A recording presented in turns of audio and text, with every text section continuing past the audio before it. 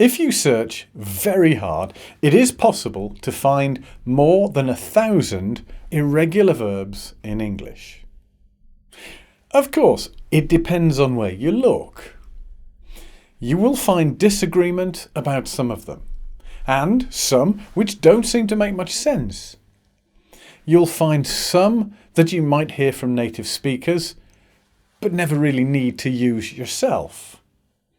You can even find some that you will probably never hear or need to use if you speak English 3 times a week until you die.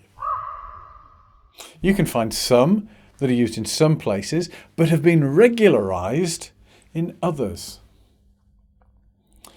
Whichever way you look at it, there are too many and they are a damn nuisance. So what can we do about it? Well, we've already taken a big step by finding out that all verbs work in the same way. So all we really need to do is prioritise them so that we know which irregular verbs we really need, which are worth learning when we have the time or when we pick them up in conversation, and which we don't really need to use at all. Remember, the goal here is not to speak like a native speaker, because most native speakers usually speak in their own local idiomatic version of English, which won't be very useful to you if you are speaking English to an Italian. David Beckham is a very talented, successful footballer with a beautiful, wealthy wife.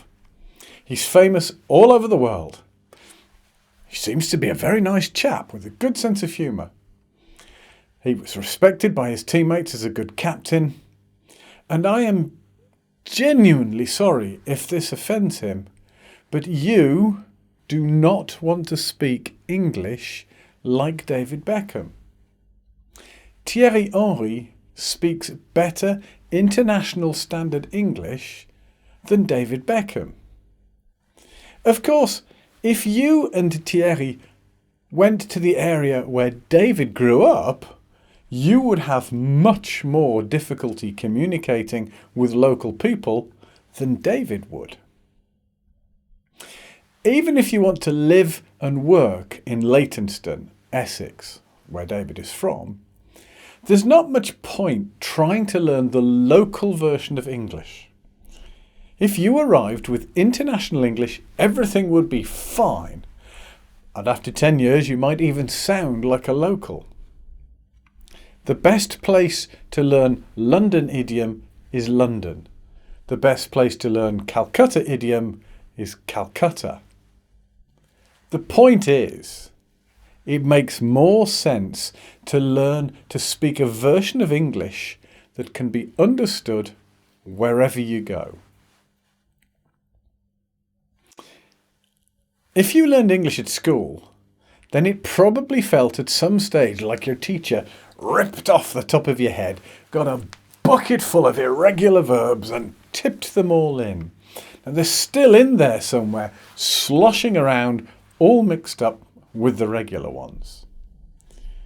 And the only ones you ever use are the ones you are confident with and the ones you need most often. So I'd like to look at it from the other end. The ones you need most often, and more importantly, why they're the ones you need. Just for the moment, let's forget about regular and irregular and simply concentrate on the verbs most people use every day, whether it's in English, Polish, Russian, Chinese or Swahili. Think about the things you do every day, starting with sleep, wake, sit, stand, go, wash, etc. Now, if you keep doing this until you have 25 verbs, then you might have a list similar to this one. Spać, dostać, chcieć, pić, chodzić, budzić się, robić, widzieć, mówić, pracować, siedzieć, myć się, myśleć, powiedzieć, jeździć, stać, położyć, słyszeć, czytać, wiedzieć, iść, mieć, jeść, pisać, rozumieć. If we continue until we have 50 or 60 of the verbs we use every day, then our lists will probably be almost identical. The fact is, except for special aspects of our lives, such as our jobs or our hobbies, we all do pretty much the same sort of thing. So, from a selection of 25 things we all do every day, how many of them are regular verbs in English? Well, from this selection, wash, want, walk, and work. I know, they all start with W, it's a coincidence. 21 of them are irregular. Now, if you take the list up to 50, the proportion stays about the same. Most of the verbs we use every day are irregular in English. So, still looking at the whole list, regular and irregular, is there anything else we can say about all of them? You may have noticed many things about these words, including some I haven't thought of, but there are two things I would like to point out.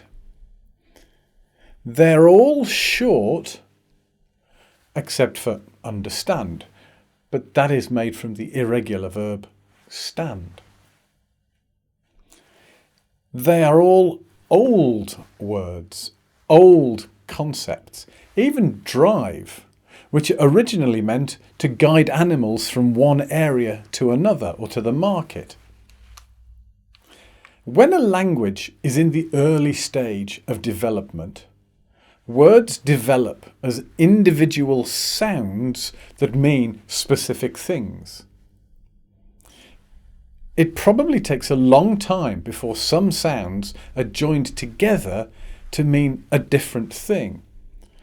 And complexity, grammar, even the concept of language take a long time to come into existence.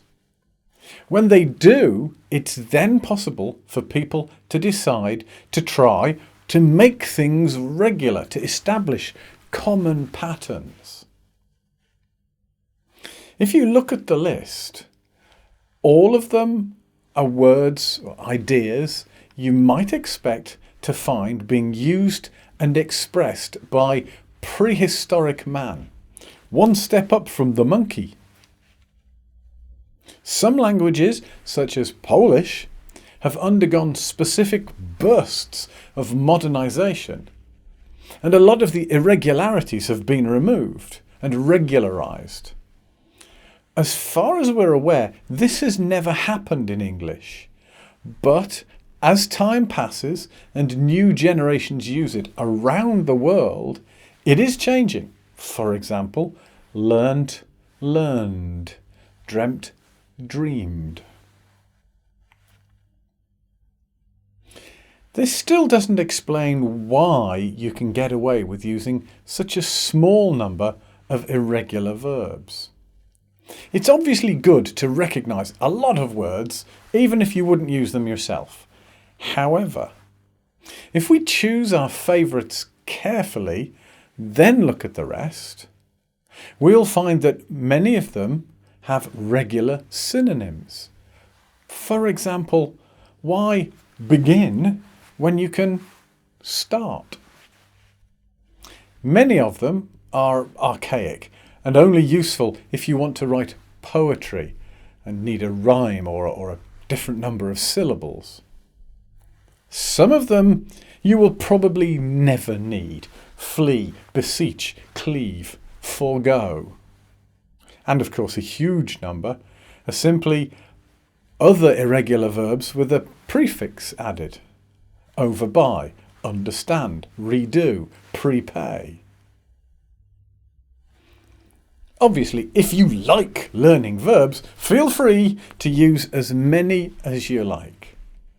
If you enjoy having a large vocabulary, that's cool.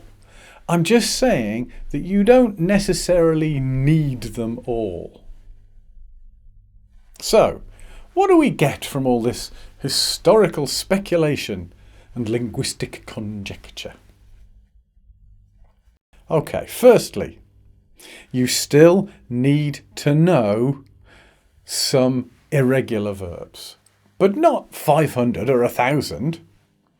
50 to 70 is probably enough, as long as you choose the right ones. Secondly, if you hear or read a verb you don't recognise, if it has several syllables and you can't imagine a caveman using it, it's almost 100% sure to be regular.